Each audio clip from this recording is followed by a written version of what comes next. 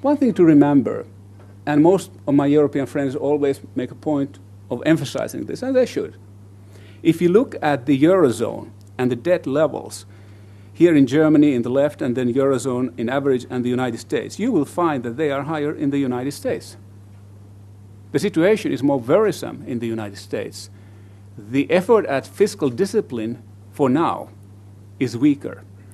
So you could make a case, why are we being spotlighted when Americans have been doing this all along? And to some extent, you can sort of argue for your victory in a way by blaming others. But it's not a good strategy because the debt that the United States has is in dollars. The same goes for Japan. It's in yens.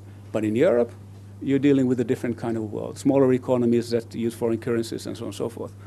But say that we did look at the United States and their growth outlook. And I'm not quoting any Marxist analysis. This is an analysis by the NBER of what one should expect in terms of growth. The expectations are that in the next 20 years or so, the US GDP per capita will grow at the slowest pace since the nation's founding.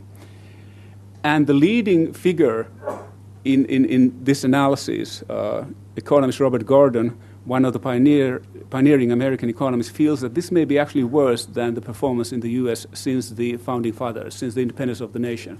If this turns out to be true, it would be a very severe setback.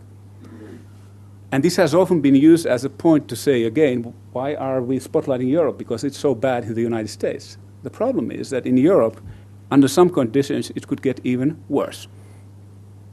Another country that was mentioned in the context of Europe as an example of where you have high levels of debt is United Kingdom, and which has chosen to, or has opted for severe austerity programs. The reason is very simple and can be seen on the left, on the right-hand side.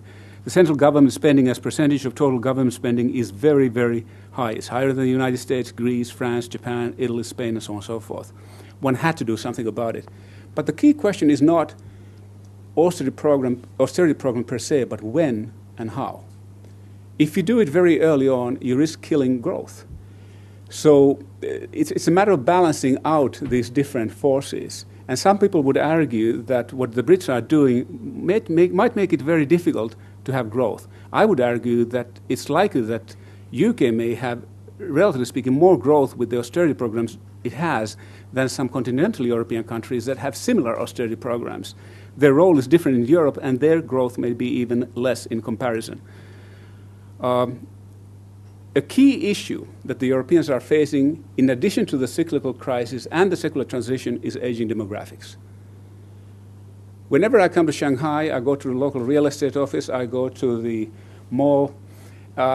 People are 20, 30 years old. The first time I went to the real estate office, I asked my wife, is this guy competent? He looked like he came from college, if he ever was there. The guy was very competent. It's simply a difference of the demographics. China will have its own problems of aging and is already beginning to cope with them. But I would argue that they will be different from Europe, because if you have lived with a decent social model and you are expecting to have retirement benefits, it's one thing.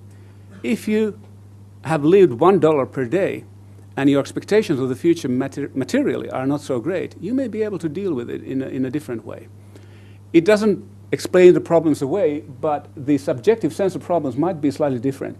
In Europe, you will have great problems because of this.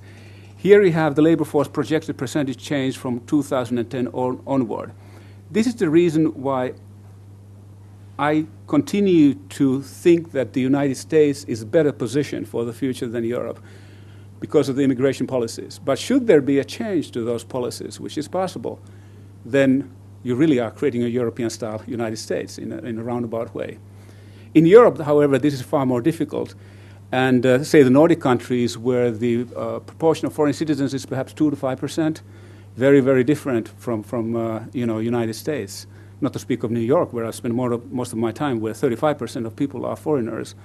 And foreigners are the only authentic New Yorkers, as we all know.